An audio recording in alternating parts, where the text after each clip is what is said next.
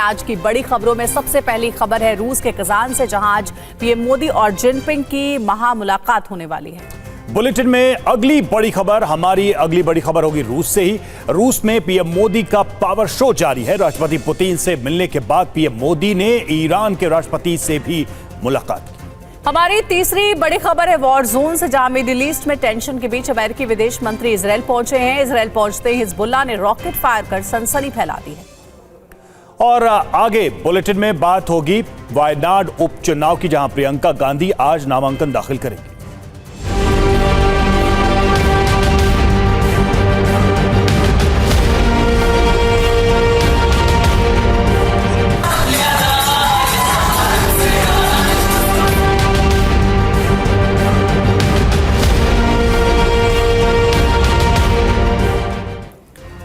तो बड़ी खबर आज की, रूस में आज पीएम मोदी जिनपिंग की मुलाकात होगी। कजान में दोनों देशों के बीच द्विपक्षीय वार्ता होगी। विदेश सचिव विक्रम मिस्री ने इस बात की पुष्टि की है।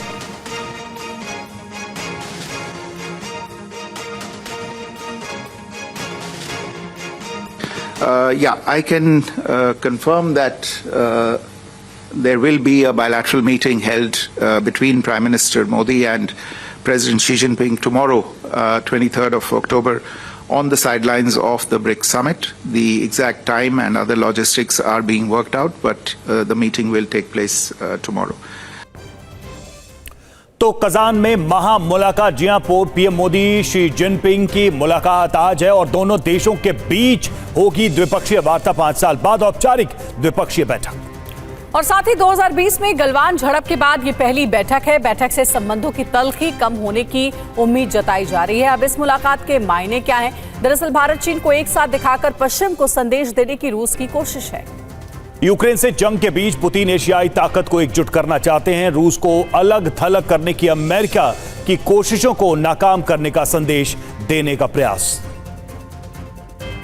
और वहीं कजान में प्रधानमंत्री मोदी ने राष्ट्रपति पुतिन के साथ द्विपक्षीय बातचीत की है। बातचीत के दौरान कई अहम मुद्दों पर सहमति बनी। पीएम मोदी ने ब्रिक्स समिट के दौरान ईरान के राष्ट्रपति मसूद पेजेश्कियान से भी मुलाकात की है। ईरान के राष्ट्रपति बनने के बाद पेजेश्कियान की ये मोदी से पहली मुलाकात थी। ये मुलाकात ऐसे वक्त में हुई है जब ईरान और इजरायल के बीच तनाव बढ़ा हुआ है। मोदी और जिनपिंग की मुलाकात क्यों खास है, इसे भी समझते हैं। इसका महत्व क्या है, तो देखिए 2014 से 2020 के बीच 18 बार मोदी और जिनपिंग में मुलाकात हो चुकी है। 2020 में गलवान के बाद रिश्ते में खटास आई थी। 2020 के बाद मोदी जिनपिंग के बीच द्विपक्षीय वार्ता नहीं हुई है। 4 साल बाद मोदी जिनपिंग की ये मुलाकात हो रही है। और इससे पहले पूर्वी लद्दाख में जारी सीमा विवाद को लेकर भारत और चीन एक समझौते पर पहुंच गए हैं। LAC पर पेट्रोलिंग को लेकर दोनों देशों के बीच सहमति बन गई है। तो देखिए, इस द्विपक्षीय बैठक से पहले ही कुछ ग्राउंड तैयार कर लिया गया इस सहमति के द्वारा। मनीष झा हमारे साथ, हमारे सहयोगी इस वक्त जुड़े हुए हैं। मनीष, क्या उम्मीद की जा सकती है भारत और चीन की इस द्विपक्षीय बैठक के साथ? देखिए, भविष्य कैसा होगा इसकी बहुत हद तक बुनियाद के लिए हमें इतिहास देखना होगा। और इतिहास ये है कि अगर 1962 के बात को छोड़ भी दिया जाए तो 2014 से 2020 के दरमियान हम दिखा भी रहे हैं कि 6 साल में प्रधानमंत्री मोदी और चीन के राष्ट्रपति की 18 मुलाकात हुई। उस दौरान चीन के राष्ट्रपति को गुजरात में बुलाकर हमने झूला भी झुलाया, तमिलनाडु में ले जाकर हमने नारियल पानी भी पिलाया, लेकिन बदले में चीन की तरफ से हमें गलवान मिला था। इसीलिए चीन के मामले में भारत को हर हालत में फूंक फूंक कर कदम रखना ही पड़ेगा। हाँ, ये बात सही है कि चीन और भारत के बीच लगातार तनाव को बरकरार नहीं रखा जा सकता है, क्योंकि दोनों ही महाशक्ति वाली देश हैं। और ऐसी स्थिति में दोनों देशों के नेताओं ने एक बार फिर उच्च स्तरीय मीटिंग करने के बाद यह फैसला लिया है कि संबंधों को एक नई दिशा दी जाए। वो संबंध जो कि क्षेत्रीय संतुलन को बना या बिगाड़ सकता है, वो संबंध जो कि ग्लोबल स्टेज पर एक नई भूमिका को लेकर आएगा। लेकिन भारत और चीन को क्या मिलेगा? तो भारत और चीन के बीच व्यापार पहले से चल ही रहा था। हाँ, सीमा पर जो दोनों सेनाएं आमने सामने करी थी, मिरर डिप्लॉयमेंट थे, वो सब अब पीछे हट गई है। तो इसकी वजह से सीमा पर तनाव कम हो जाएगा। ये अभी फिलहाल सबसे बड़ी सफलता होगी और एक राजनीतिक माहौल बनेगा भारत चीन के बीच में। लेकिन फिर भी हिंदी चीनी भाई भाई हैं। मुझे लगता है कि इस बात से कम हर भारतीय सशंकित रहेगा। जी चलिए, आप बने रहिए मनीष, हम लौटेंगे आपके पास। और एजेंडा फुल एंड फाइनल में अब खबर है वॉर जोन से। देर रात लेबनान पर भीषण अटैक हुआ है। इजरायली सेना ने किया हवाई हमला। बेरूत के कई इलाकों में बमबारी की गई है। तो देखिए बेरूत की तस्वीरें आपको दिखा रहे हैं। कई इलाकों में बमबारी हुई है। देर रात हमले किए गए बैक टू बैक। बेरूत में बम की बारिश की गई है। और हाशिम साफेद्दीन की मौत से जुड़ी बड़ी खबर है। जी हां, आईडीएफ ने साफेद्दीन के मौत की पुष्टि की है। तस्वीर के साथ आईडीएफ के बयान जारी किया गया है आईडीएफ की तरफ से। और हाशिम साफेद्दीन बनने वाला था हमास का नया लीडर, हिजबुल्लाह के कार्यकारी परिषद का प्रमुख था।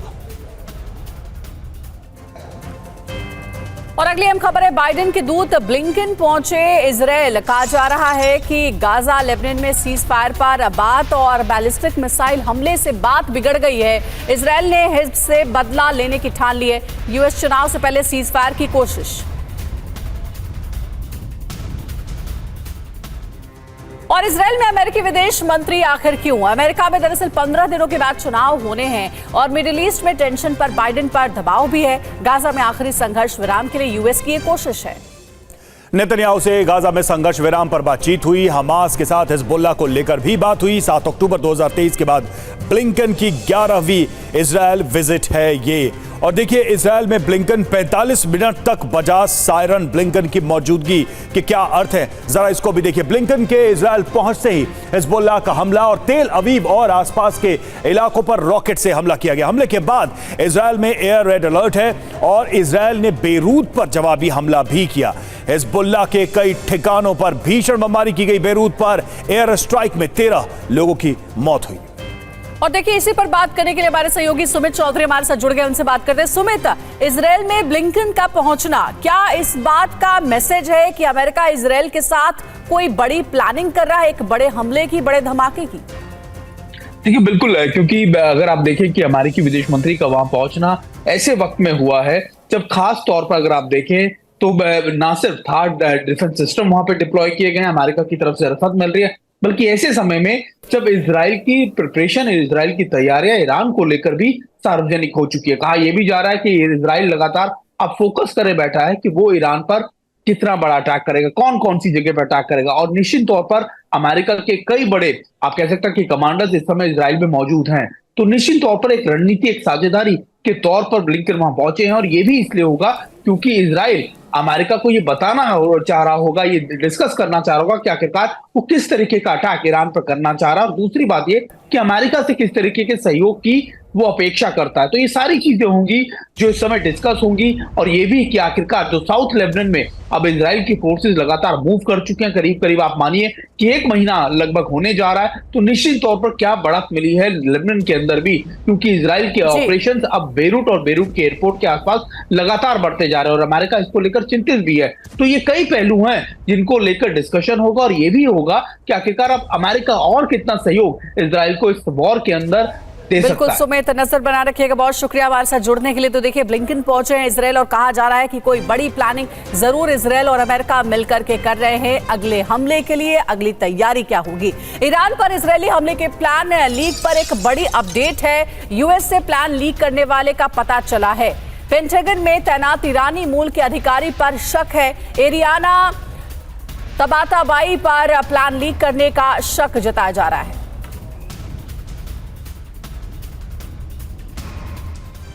और ईरान पर हमले का प्लान लीक, जी हां, बड़ा खुलासा इसको लेकर क्या है। जांच में हमले के प्लान को लीक करने वाले का पता चल गया है। एरियाना तबाताबाई पर प्लान लीक करने का शक है और यूएस में ईरान मामले को डील करती हैं। एरियाना और ईरान के साथ न्यूक्लियर डील में अमेरिकी टीम का रही थी हिस्सा। ईरान को इजरायली हमले से बचाने के लिए पूरे प्लान को लीक किया था। पिछले दिनों से ईरान से सहानुभूति रखने का आरोप लगा था। मनीष हमारे साथ जुड़े हैं। मनीष, एक तरीके से ये तो ब्रीच अगर कहें और एक तरीके से कहें कि पेंटागन के उस इंटरनल अभेद नेटवर्क को भी भेदने वाली बात नहीं है ये? बिल्कुल, देखिए एरियाना तबाताबाई जानी मानी हस्ती हैं, स्कॉलर हैं, जॉर्ज वॉशिंगटन यूनिवर्सिटी में प्रोफेसर रही हैं, ईरान मामले में अमेरिकी सरकार की सलाहकार है और पेंटागन में भी उनकी जिम्मेदारी यही है कि अमेरिका ईरान के मामले में क्या स्ट्रेटेजी अपनाए। ऐसे में लगता यह है कि नेतन्याहू सरकार ने जब ईरान पर हमले का प्लान बनाया और वो अमेरिका से शेयर किया गया, चाहे वो प्रेसिडेंट बाइडेन हो, रक्षा मंत्री हो या फिर पेंटागन के चीफ से, तो वैसी स्थिति में वो प्लान इनके पास पहुंचा। वाजिब है क्योंकि ये इनकी सलाहकार थी, लेकिन खेल यहां से शुरू हुआ जब उन्हें बताया गया। और चूंकि इन दिनों वो ईरान को लेकर थोड़ी सहानुभूति रखने लगी है, वो ईरान मूल की है, उनके पिताजी भी ईरान के जाने माने प्रोफेसर थे, हुआ करते थे, तो ऐसा शक है कि उन्होंने ही ये सोचकर कि अगर ये हमला इजराइल ने ईरान पर किया तो ईरान पूरी तरह से तबाह हो जाएगा, ईरान विध्वंस हो जाएगा। उस ईरान को उस विध्वंस से बचाने के लिए, इजराइल के उस प्रकोप से बचाने के लिए जानबूझकर इन्होंने उसे लीक किया। और लीक किस तरह से किया कि उन्होंने टेलीग्राम चैनल में एक छोटी से न्यूज एजेंसी को यह प्लान दे दिया और वहां से पूरी मीडिया में, पूरी दुनिया में यह छा गया। तो कुल मिलाकर एरियाना तबतबई ने अपने मूल देश ईरान के प्रति कहिए सहानुभूति दिखाई, वफादारी दिखाई, लेकिन इजराइल का पूरा प्लान चौपट कर दिया।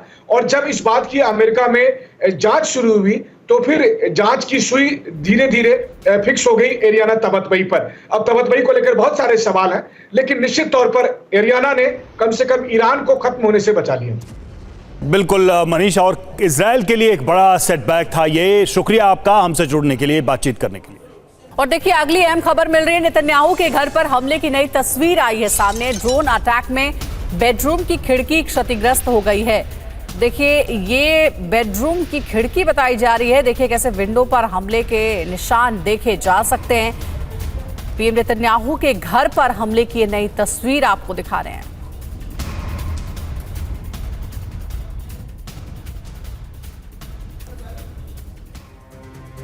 तो नेतन्याहू को ड्रोन से मारने की साजिश, जी हां, TV9 की खबर पर मुहर। नेतन्याहू के घर पर हमले की तस्वीर जारी की गई है और ड्रोन से नेतन्याहू को मारने की कोशिश की गई।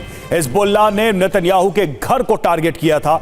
नेतन्याहू के बेडरूम तक पहुंच गया था ड्रोन और बेडरूम की खिड़की के पास ड्रोन से ब्लास्ट हुआ। खिड़की बुलेट प्रूफ होने की वजह से नुकसान नहीं हुआ। हिजबुल्लाह ने 3 ड्रोन से हमले की ये कोशिश की थी। और एजेंडा फुल एंड फाइनल में अब खबर वायनाड से है। बड़ी खबर है, प्रियंका गांधी आज वायनाड से करेंगी अपना नामांकन दाखिल। वायनाड संसदीय क्षेत्र से करेंगी नामांकन दाखिल। नामांकन से पहले प्रियंका रोड शो भी करेंगी।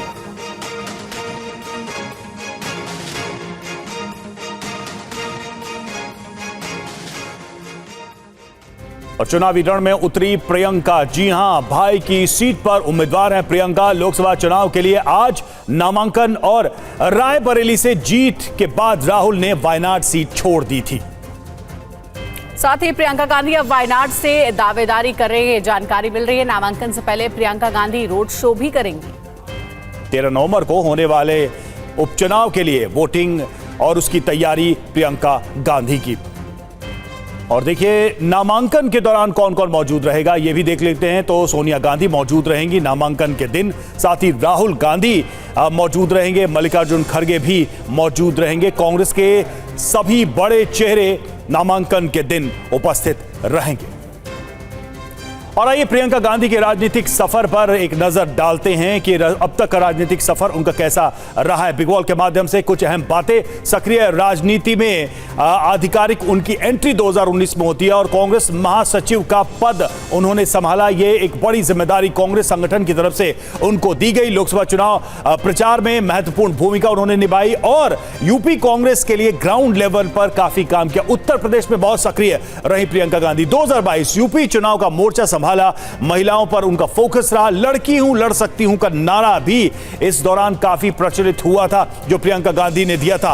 हिमाचल चुनाव को उन्होंने लीड किया और कांग्रेस को हिमाचल में शानदार जीत भी मिली थी उनके लीडरशिप में। अमेठी रायबरेली के लिए प्रचार का जिम्मा उन्होंने संभाला। दोनों सीटों पर कांग्रेस पार्टी की जीत हुई थी और एक तरीके से राहुल गांधी की उत्तर प्रदेश में वापसी हुई थी इस जीत के साथ ही। तो यह जीत काफी अहम राहुल गांधी के लिए, कांग्रेस के लिए।